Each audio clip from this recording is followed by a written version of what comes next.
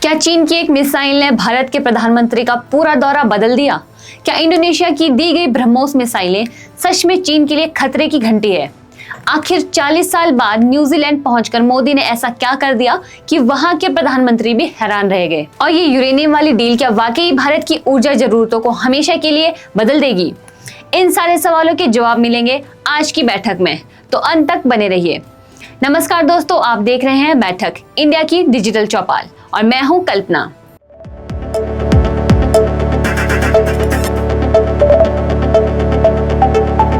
आज की बैठक में बात करेंगे पीएम नरेंद्र मोदी की एक ऐसे विदेश दौरे की जिसने पूरे इंडो पैसिफिक क्षेत्र में हलचल मचा दी है। ये दौरा सिर्फ एक कूटनीतिक औपचारिकता नहीं था, बल्कि इसमें इतने बड़े रक्षा, व्यापार और रणनीतिक समझौते साइन हुए हैं कि जानकारी से मोदी के करियर के सबसे महत्वपूर्ण विशेष दौरों में से एक बता रहे हैं। तो चलिए शुरू से समझते हैं कि ये पूरा दौरा क्या था, कहाँ गए पीएम मोदी और क्या क्या समझौते साइन हुए। ये पूरा सफर शुरू हुआ 6 जुलाई को, जब पीएम मोदी इंडोनेशिया के लिए रवाना हुए। ये उनका तीनों देशों का दौरा था, जिसमें इंडोनेशिया के बाद ऑस्ट्रेलिया और फिर न्यूजीलैंड जाना था। दिलचस्प बात यह है कि ये पूरा दौरा ऐसे समय पर हो रहा था जब चीन ने प्रशांत क्षेत्र में एक लंबी दूरी की बैलिस्टिक मिसाइल का परीक्षण किया, जिससे पूरा इलाका सतर्क हो गया। तो इस दौरे को सिर्फ व्यापार या संस्कृति का मामला समझना गलत होगा। इसमें भू राजनीति का बहुत बड़ा रोल था। सबसे पहले बात करते हैं इंडोनेशिया की, जहां पीएम मोदी जकार्ता पहुंचे और इंडोनेशियाई राष्ट्रपति प्रबोवो सुबियांतो से मुलाकात की। ये मोदी का इंडोनेशिया का चौथा दौरा था, लेकिन 2023 के बाद उनकी पहली यात्रा थी। जकार्ता में हुई बातचीत के बाद दोनों देशों ने कुल मिलाकर 14 से 20 के बीच समझौते साइन किए, जिनमें सबसे चौंका देने वाला था रक्षा क्षेत्र का सौदा। भारत ने इंडोनेशिया को ब्रह्मोस सुपरसोनिक क्रूज मिसाइलें सिस्टम सप्लाई करने के अनुबंध साइन किया, जो ब्रह्मोस एरोस्पेस और इंडोनेशिया के रक्षा मंत्रालय के बीच हुआ। इसके साथ ही भारत डायनेमिक्स लिमिटेड और इंडोनेशिया की कंपनी रिपब्लिक कॉर्प के बीच Astra air to air missile system का भी एक सहयोग समझौता हुआ। मीडिया रिपोर्ट्स के मुताबिक ये पूरा पैकेज करीब $60 करोड़ से भी ज्यादा का बताया जा रहा है। हालांकि दोनों तरफ से सटीक आंकड़े आधिकारिक रूप से कंफर्म नहीं किए गए हैं। इस डील के साथ इंडोनेशिया ब्रह्मोस खरीदने वाला तीसरा देश बन गया है। इससे पहले फिलीपींस और वियतनाम को ये मिसाइल सिस्टम दिया जा चुका है। अब यहाँ पर एक और चीज समझना बहुत जरूरी है। ब्रह्मोस एक ऐसी मिसाइल है जो ध्वनि की गति से 3 गुना रफ्तार से चल सकती है, और ये जमीन, जहाज, पनडुब्बी और विमान सभी जगह से लॉन्च की जा सकती है। इसी वजह से इस मिसाइल को रोकना बहुत मुश्किल माना जाता है, और साउथ चाइना सी जैसे संवेदनशील समुद्री क्षेत्रों में इसे रोकथाम के लिए काफी असरदार माना जाता है। भारत के लिए ये डील सिर्फ पैसों का मामला नहीं, बल्कि खुद को एक भरोसेमंद रक्षा निर्यातक के रूप में स्थापित करने का भी मौका है। लेकिन सिर्फ रक्षा ही नहीं, जकार्ता में और भी कई महत्वपूर्ण समझौते हुए। दोनों देशों ने क्रिटिकल मिनरल्स और रेयर अर्थ मैग्नेटिक्स के क्षेत्र में सहयोग बढ़ाने का फैसला लिया। भारत की स्टील अथॉरिटी यानी सेल और इंडोनेशिया की क्राकाटाउ स्टील के बीच एक ज्वाइंट वेंचर हुआ, जिससे इंडोनेशिया ने stainless steel slab manufacturing facilities बनेगी। एक और दिलचस्प नतीजा ये रहा कि रिजर्व बैंक ऑफ इंडिया और बैंक इंडोनेशिया के बीच लोकल करेंसी में व्यापार करने की गाइडलाइंस को लागू करने पर सहमति बनी।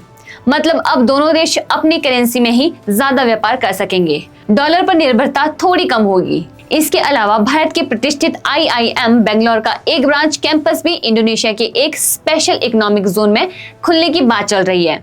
मोदी ने अपने भाषण में कहा कि दोनों देशों के रिश्ते विकास, सुरक्षा, तकनीक, संस्कृति और शिक्षा हर क्षेत्र में एक नए मुकाम छू रही है। बदले में इंडोनेशिया के राष्ट्रपति प्रबोवो ने मोदी जी को अपने देश का सबसे बड़ा नागरिक सम्मान बितांग रिपब्लिक इंडोनेशिया आदिपुरना से सम्मानित किया, जो इससे पहले सिर्फ जवाहरलाल नेहरू को मिला था 1961 में। अब चलते हैं दौरे के दूसरे पड़ाव की तरफ, यानी ऑस्ट्रेलिया। यहाँ पीएम मोदी मेलबर्न पहुंचे और ऑस्ट्रेलियाई प्रधानमंत्री एंथनी अल्बनीज से मुलाकात की। इस बैठक का सबसे बड़ा हाईलाइट रहा यूरेनियम सप्लाई की डील। ऑस्ट्रेलिया ने भारत को अपना यूरेनियम एक्सपोर्ट करने का समझौता किया, जिससे भारत के सिविल न्यूक्लियर एनर्जी प्रोग्राम को नई गति मिली। ध्यान रहे, ऑस्ट्रेलिया के पास दुनिया के कुल यूरेनियम भंडार का करीब 28% हिस्सा है। इसीलिए ये डील भारत के लिए काफी रणनीतिक मानी जा रही है, खासकर जब भारत का लक्ष्य है कि 2047 तक 100 गीगावाट न्यूक्लियर एनर्जी क्षमता हासिल की जाए। इस समझौते में ये भी साफ किया गया है कि ये यूरेनियम सिर्फ शांतिपूर्ण उद्देश्यों के लिए इस्तेमाल होगा, मतलब सिविल एनर्जी के लिए, ना कि हथियारों के लिए। इसके अलावा दोनों देशों ने एक कॉम्प्रिहेंसिव इकोनॉमिक कोऑपरेशन एग्रीमेंट यानी CECA पर काम आगे बढ़ाने का फैसला किया और साथ ही एक बायलैटरल इन्वेस्टमेंट ट्रीटी पर भी बात चलने लगी। क्रिटिकल मिनरल्स कॉरिडोर बनाने का भी ऐलान हुआ, जिससे सप्लाई चेन्स को और मजबूत किया जा सके और क्लीन एनर्जी ट्रांजिशन को सपोर्ट मिले। एक और दिलचस्प नतीजा रहा, दोनों देशों ने ऑस्ट्रेलिया, भारत और कनाडा के बीच एक त्रिपक्षीय टेक्नोलॉजी पार्टनरशिप को भी समर्थन दिया।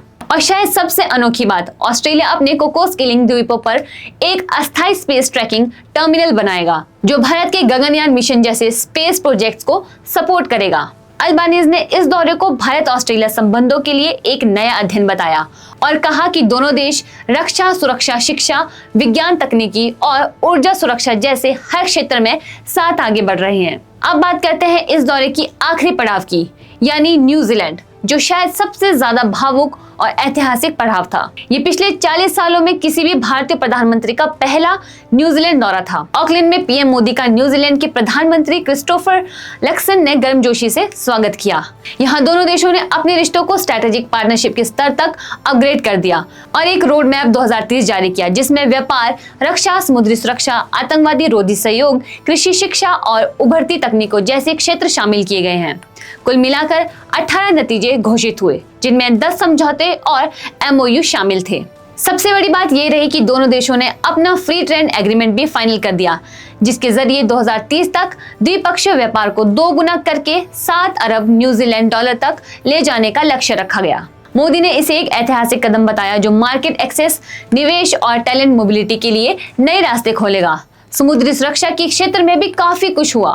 दोनों देशों ने एक वार्षिक मैरीटाइम सिक्योरिटी डायलॉग शुरू करने का फैसला किया और न्यूजीलैंड ने इंडो पैसिफिक ओशंस इनिशिएटिव के मैरीटाइम पिलर में भी शामिल होने का ऐलान किया। आतंकवाद के मुद्दे पर भी दोनों नेताओं ने साफ शब्दों में सीमा पर आतंकवाद की निंदा की और पहलगाम हमले और दिल्ली के लाल किले के पास हुए हमले का भी जिक्र करते हुए एक संयुक्त कार्य समूह यानी काउंटर टेररिज्म वर्किंग ग्रुप बनाने का फैसला किया। कृषि क्षेत्र में kiwi fruit action plan launch हुआ और नागालैंड और उत्तराखंड में सेंटर्स ऑफ एक्सीलेंस बनाए जाएंगे, जिससे दोनों देश एक दूसरे की कृषि विशेषज्ञता से सीख सकेंगे। अब इस पूरे दौरे को देखें तो एक चीज साफ नजर आती है, ये तीनों देश इंडोनेशिया, ऑस्ट्रेलिया और न्यूजीलैंड इंडो पैसिफिक क्षेत्र के बहुत ही रणनीतिक बिंदुओं पर स्थित है और चीन की बढ़ती हुई आक्रामकता के बीच भारत अपनी साझेदारियों को मजबूत कर रहा है।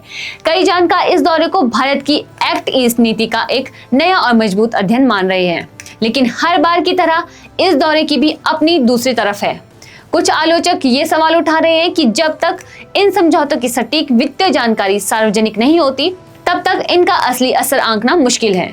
कुछ लोग ये भी कहते हैं कि न्यूजीलैंड जैसे छोटे देश के लिए ये दौरा उनके घरेलू चुनाव से पहले एक राजनीतिक फायदा भी हो सकता है, जैसा कि वहां की मीडिया में भी चर्चा हो रही है।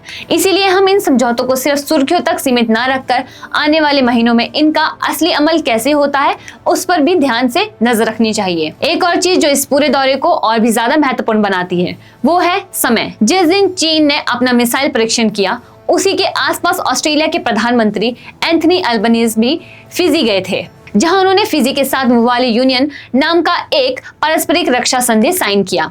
ऑस्ट्रेलिया के पास पहले से ही Papua New Guinea, Tuvalu, Nauru और इंडोनेशिया जैसे देशों के साथ भी ऐसे ही रक्षा समझौते हैं। ऑस्ट्रेलिया ने चीन के उस मिसाइल परीक्षण को क्षेत्र के लिए अस्थिर करने वाला बताया और न्यूजीलैंड ने भी कहा कि ये चीन का एक बार बार दोहराया जाने वाला पैटर्न बन सकता है, जिससे सबको सतर्क रहना होगा।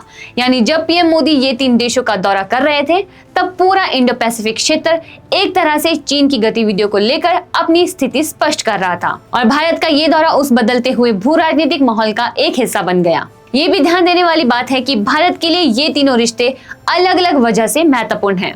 इंडोनेशिया के साथ रिश्ता रक्षा, निर्यात और समुद्री सहयोग के इर्द गिर्द घूमता है, क्योंकि इंडोनेशिया साउथ चाइना सी के बिल्कुल करीब है और दक्षिण पूर्व एशिया की सबसे बड़ी अर्थव्यवस्था है। ऑस्ट्रेलिया के साथ का रिश्ता ऊर्जा सुरक्षा और क्रिटिकल मिनरल्स जैसी दीर्घकालीन रणनीतिक जरूरतों से जुड़ा है, जबकि न्यूजीलैंड के साथ का रिश्ता ज्यादा व्यापार और लोगों के आपसी जुड़ाव पर आधारित है। खासकर वहां रहने वाले बड़े भारतीय समुदायों को देखते हुए।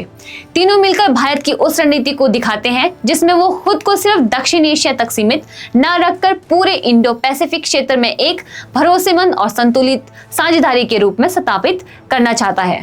तो दोस्तों, ये था पीएम मोदी के इंडो पैसिफिक दौरे का पूरा लेखा जोखा, जिसमें रक्षा मिसाइलों से लेकर यूरेनियम तक और फ्री ट्रेड एग्रीमेंट से लेकर स्पेस सहयोग तक इतना कुछ कवर हुआ। आपको इन तीनों देशों में से इंडोनेशिया की मिसाइल डील, ऑस्ट्रेलिया का यूरेनियम समझौता या न्यूजीलैंड का फ्री ट्रेड एग्रीमेंट सबसे ज्यादा महत्वपूर्ण क्या लगता है भारत के भविष्य के लिए?